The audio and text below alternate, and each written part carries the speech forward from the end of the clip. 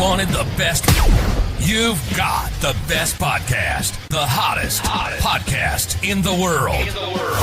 The Chris Voss Show, the preeminent podcast with guests so smart you may experience serious brain bleed. The CEOs, authors, thought leaders, visionaries, and motivators. Get ready. Strap yourself in. Keep your hands, arms, and legs inside the vehicle at all times, because you're about to go on a monster education roller coaster with your brain. Now, here's your host, Chris Voss. Folks, it's Voss here from thechrisvossshow.com. There you go, ladies and gentlemen. There are these things that makes official. Welcome to the big show. As always, for 16 years and over 2,300 episodes, we bring you the Chris Voss Show. And we're really tired. But you could really help us not be tired by referring the show to your family, friends, and relatives. Go to goodreads.com/Chris Voss, LinkedIn.com/Chris Voss, Chris Voss 1, the TikTokity, and all those crazy places on the internet. Today we have an amazing young man on the show. We're going to be talking about his hot new book that he's put out that can help make your life better. It's called All Your Best Selves, How the Performing Arts Toolkit Can Help You Thrive Anytime, any place, and with anyone. Out March 15th, 2022.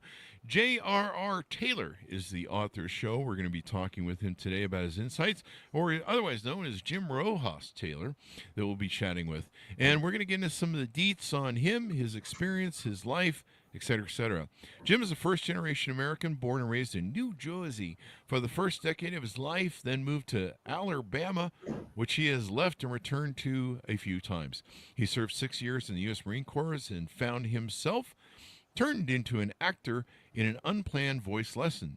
He spent over 20 years as an actor, and in that time became a playwright, screenwriter, producer, and author, among other roles in life taken in the pursuit of life. The latest and so far most important venture is to get this idea behind his book, All Your Best Selves, to teach emotional and mental literacy to the world. Welcome to the show, Jim. How are you? Thank you so much for having me. I really appreciate it, Chris. Thanks for coming. Absolutely. I feel like it's a great privilege to be on here. It's my biggest podcast so far, so I'm moving up a little. It's a privilege to have you, though. You got your book out. Give us any .coms. Where do you want people to find you on the interwebs? There's really two places. One is my website. It's www.tbcenterprises.com. That's TBC like Tango Bravo Charlie. And also you can buy my book on Amazon.com. Just look for All Your Best Selves. But on social media as well. I'm on TikTok, YouTube, Facebook under the name Soy Candy, SOICANDIE. There you go. So give us a 30,000 overview of what's inside your new book. Basically, what this information is, it comes from about 100 years ago. And just stepping right outside of that, if you look at the 2,500 years of Western acting going back to the Greeks, the first 2,100 years is what people think acting still is. It's pretend, masking, representation. Over the next 300 years, like during the Victorian Shakespearean era, it moved to naturalism. Over the last 100 years, with the advent of this Russian cat named Konstantin Stanislavski, he made it philosophical. It's not about pretending. It's about being, becoming. And I'm simply making the argument that these masters who came from him created the chisels, the hammers, the tools, the things we need to polish the marvel that is their art. Their art just happened to be the human mind and emotions. And I'm saying that they never realized the applications, because the literal fact is we don't have a mind and emotions for the stage and one for real life. So if they are at the point where we're teaching actors how to use real emotions in imaginary circumstances, how to build a real working mindset for the stage, why aren't we teaching everyone else these tools? There you go. Well, there's a lot of people, they act on Instagram, they act on social media. Sometimes they act in real life. I had a gentleman on recently who was autistic and on the spectrum, and he was telling me that the way he gets through things is he wears a mask, which is kind of interesting. He basically acts out a part. And it helps him, function with the rest of us folks who aren't autistic and on the spectrum and aren't savants. So that's kind of interesting. So tell us how we can utilize acting skills to get through life. All right, there's this one. The one I use the most is called the Stanislavski system, and this is created by Konstantin Stanislavski. And I want you to think of it like this. A submarine can't see what's going on, can it? It gets its situational awareness from a ping. It uses sonar, shoots out a ping that tells it where other subs are, where ships on the surface are, where whales are, where the ground is. These 7 questions in the system act the same way. As an actor, we use them to ground ourselves, to ground our character in the moment so we can make the best possible choices we can. I'm saying we can do the same thing in life. Here they are. Number one, who am I? This is the moment in relation to you. Number two, where am I? This is the moment in relation to the environment you're in.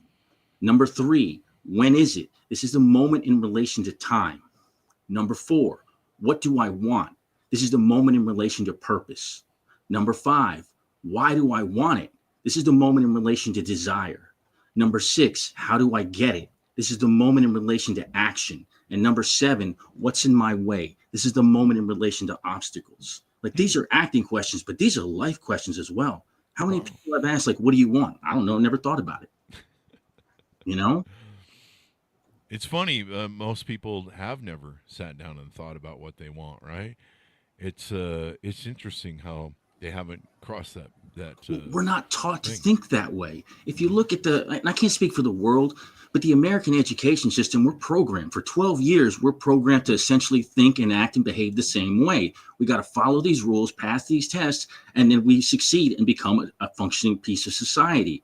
These rules, or not these rules, but these tools and techniques are designed to find your most authentic self by asking the questions, kind of like that Jungian concept of self-actualization. These are the questions you ask yourself to discover who you are. And what I'm saying is, if you can take these things, you can develop yourself in multiple different ways. So you can create multiple versions of yourself. It's kind of like that idea of multiple universes where there's different versions of you that took different choices.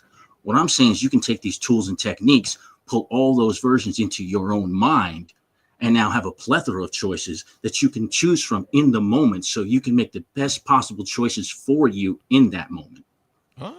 Well, there you go. It's something that people need to figure out.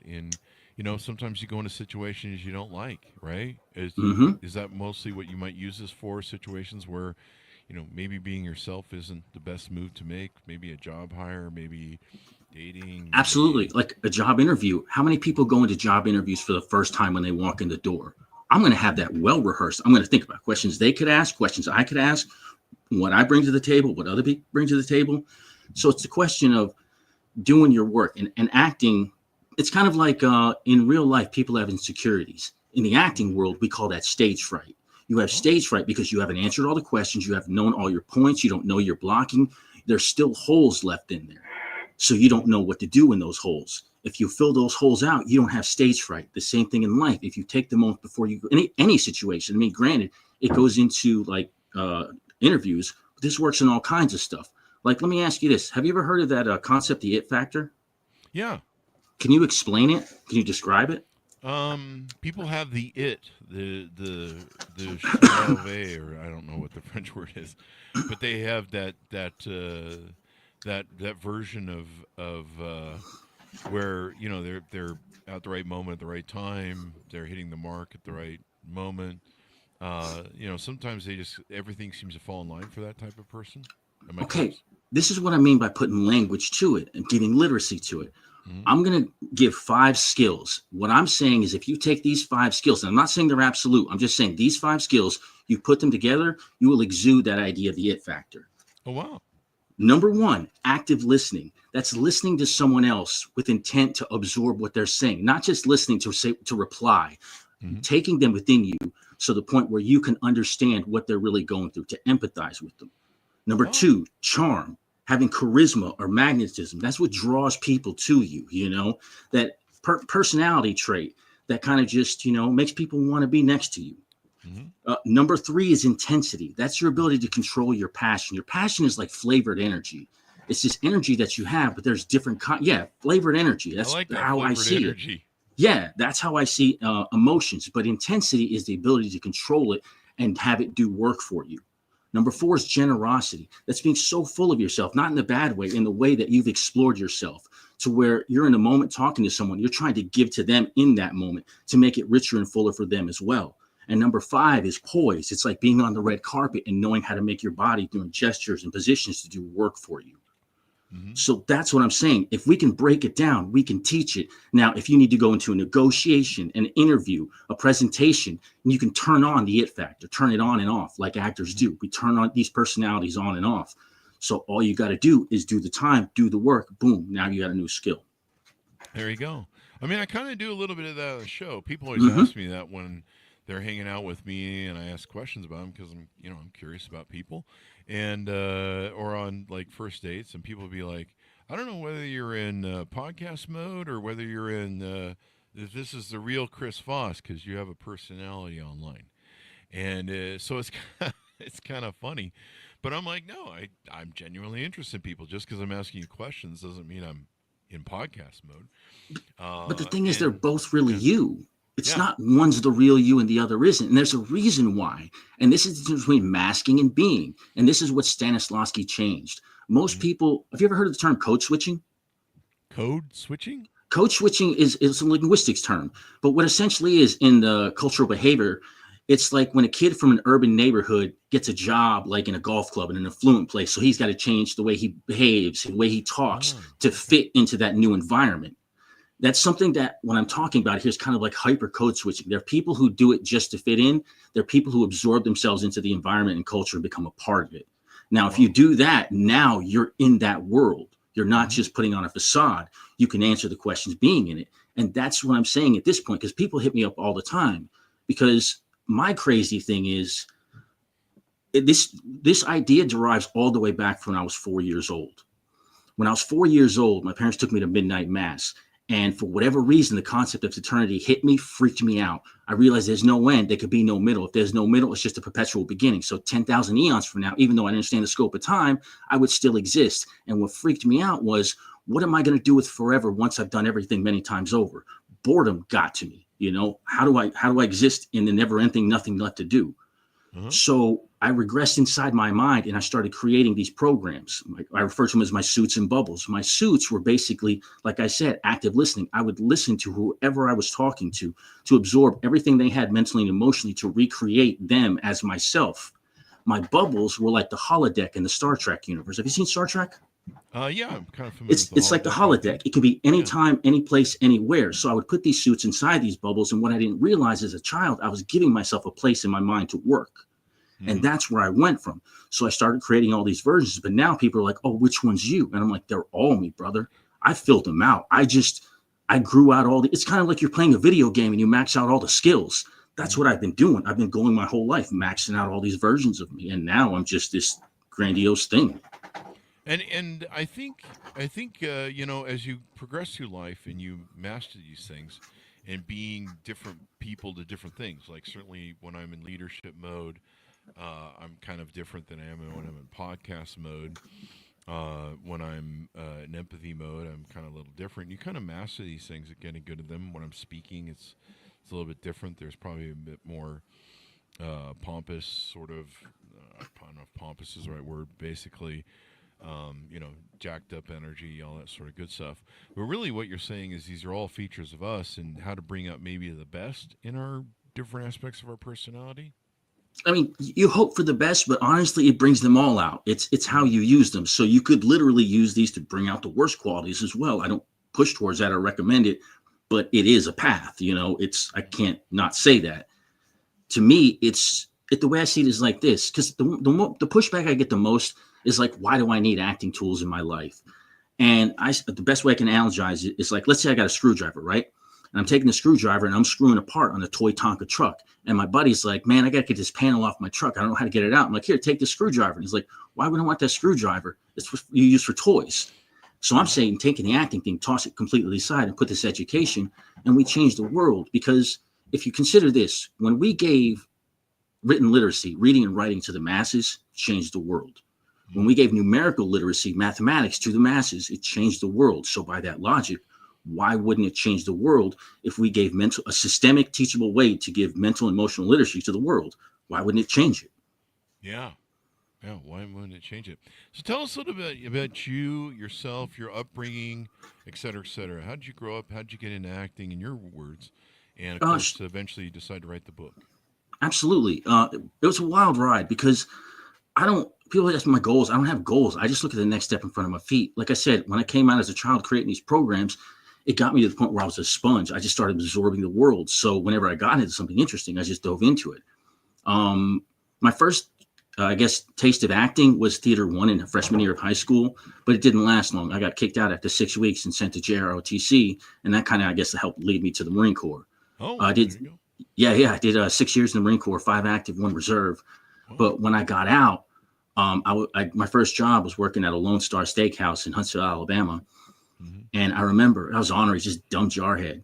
And I was rolling silverware at the end of my shift, and there was a couple other girls over there. One was going on about her voice lessons, and I was in ball breaking mode. So I was like, come on, you want to talk about voice lessons? It's hard? Let me talk to you about hard, girl. And then as soon as I snipped at her, she just stood up and fired back. She's like, I bet you couldn't do 3 weeks, soldier boy. And I was kind of taken aback by her fire, you know? So I'm like, yeah, I'm going to take a challenge. I'm going to go take 6 weeks of voice lessons.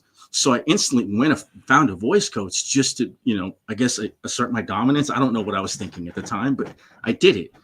But after the first class, I forgot about the bet challenge, whatever. Uh-huh. The way this guy handled me and just made me sound was just shocking to me. Wow. And then he was like, hey, can I interest you in doing a chorus? And he took a little bit of work to make me do it, but he got me into a chorus where I was singing with the group, so it was easy. Then when I was in the chorus, there was the group that was doing the chorus was doing a play called Pocahontas, or a musical rather. Mm-hmm. And the character Thundercloud, they went through like 4 or 6 people had dropped out, and they needed somebody within 2 weeks to do the show. So they got me to do it. Oh. And then I just started getting into it. I mean, I started auditioning and booking parts. Like my first 2 years, I did like 30 credits. And then after that, in 2005, I went to New York. So from 2005 to 2007, I was in New York. I started working up there. I wrote, produced, and performed my own play. And from the moment I wrote the first line of the play till the day we closed, 5 months had passed, maybe 5.5. And it blew so many people away because they were like, how did you do that so fast? And my answer was, I didn't know I wasn't supposed to. I didn't have any of the stuff to block me because I wasn't mentally put that way. I was just looking for what I needed to do next. But that got me an audition for my first principal role in a SAG film called Hunger.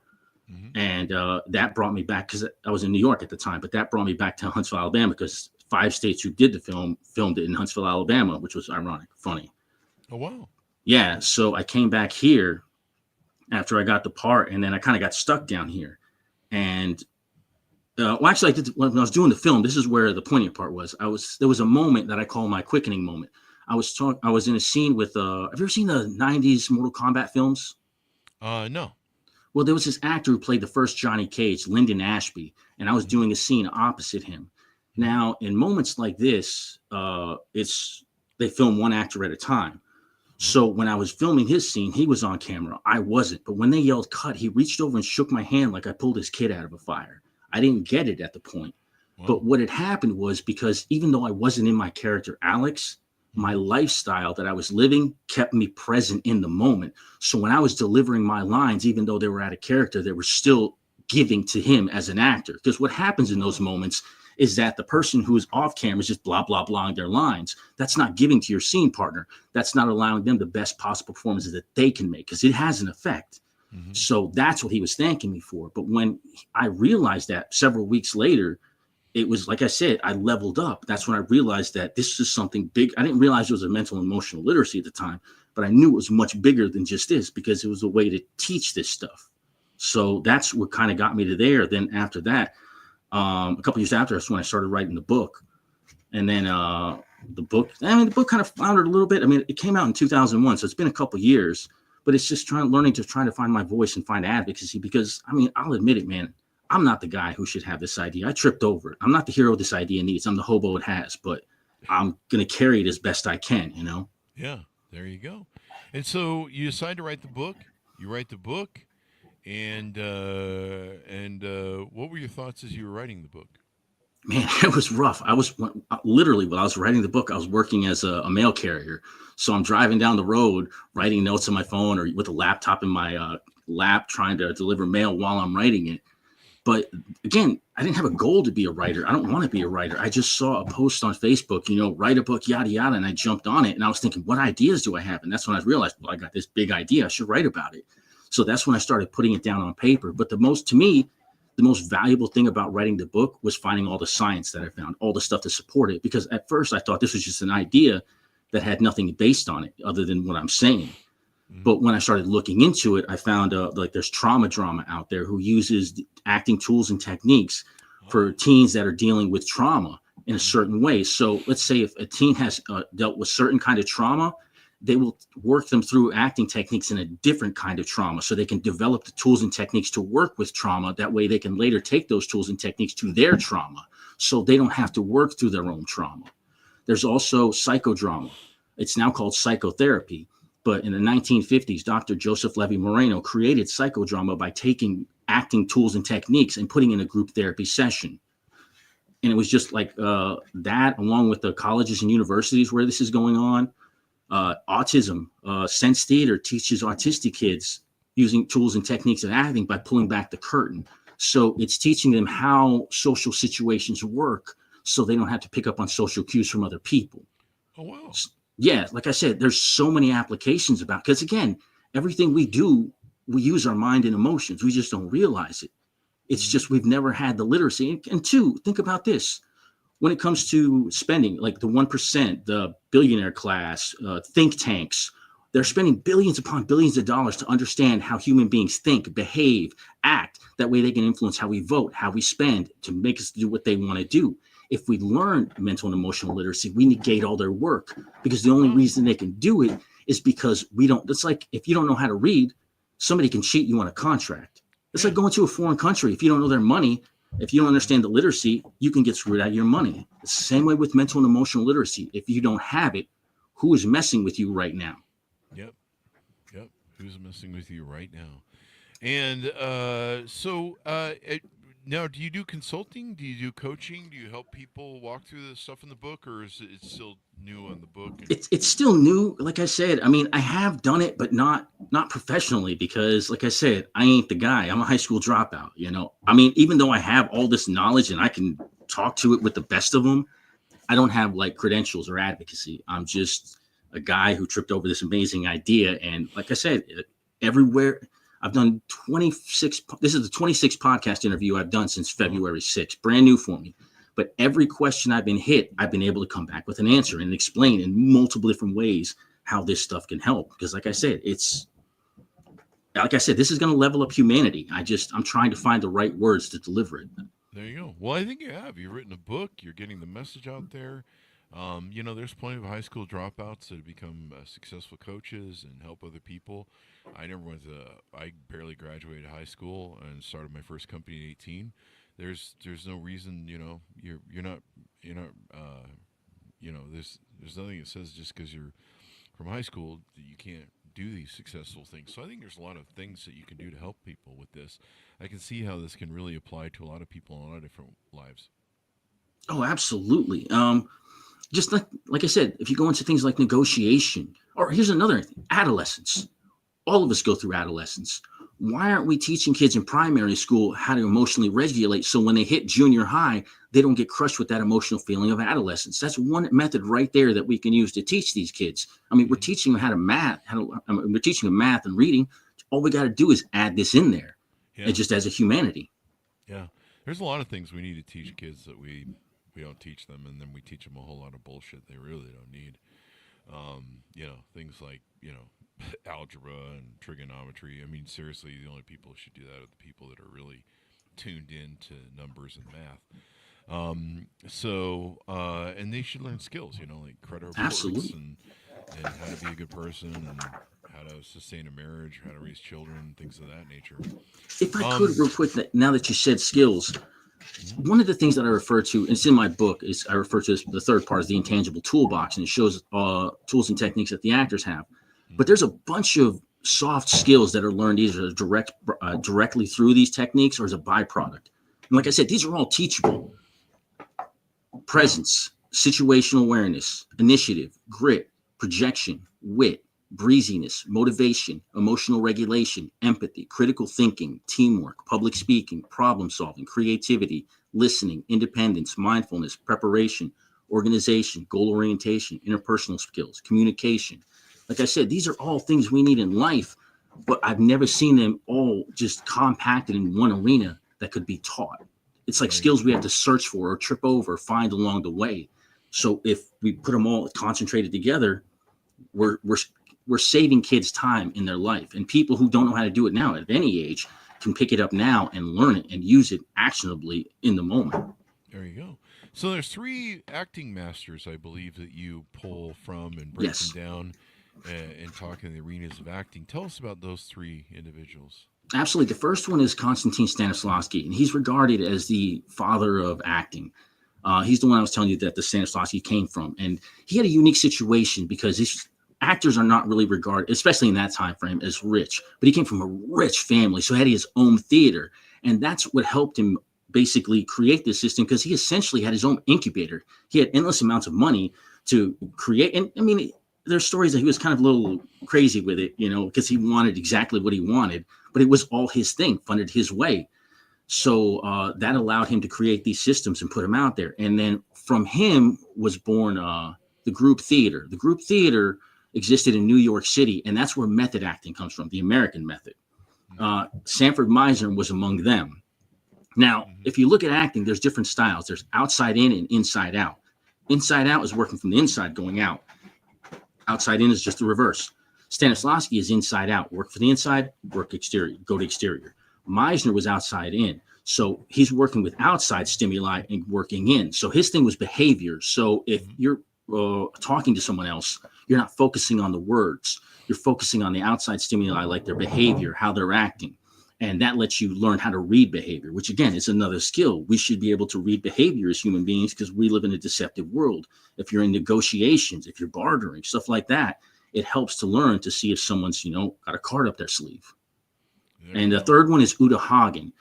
She comes a little later, but she wasn't in the group theater, and she's also really big into improv as well. But she created her own system that's very similar to Stanislavski's, that is used to break down the character and to understand the little separate elements of the character, which again, the character being us, it lets us learn separate elements of us. There you go. And you develop more of your personality, who you are. You take a hard look of who you are and everything else. What do you hope people come away with as they read your book?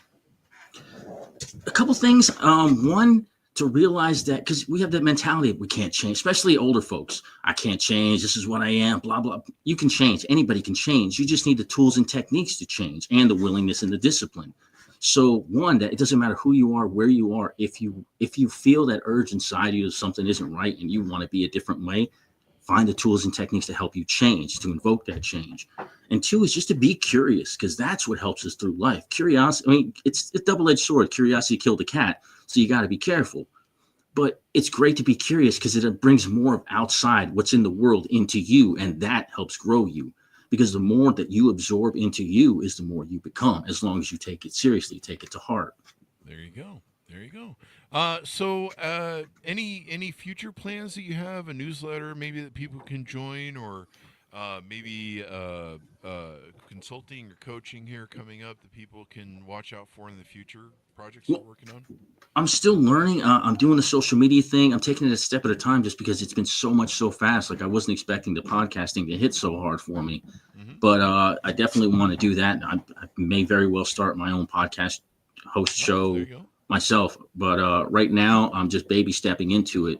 And just I guess the next step right now would be just, if you look at my website, I have some video productions that I'm doing, just small miniature work stuff, but it's something to put out there. There you go. Well, as we go out, give people your final thoughts on the book, where to pick it up, where to stay in touch with you if they have questions, where to reach out, any.coms, all that good stuff. Awesome. Yeah.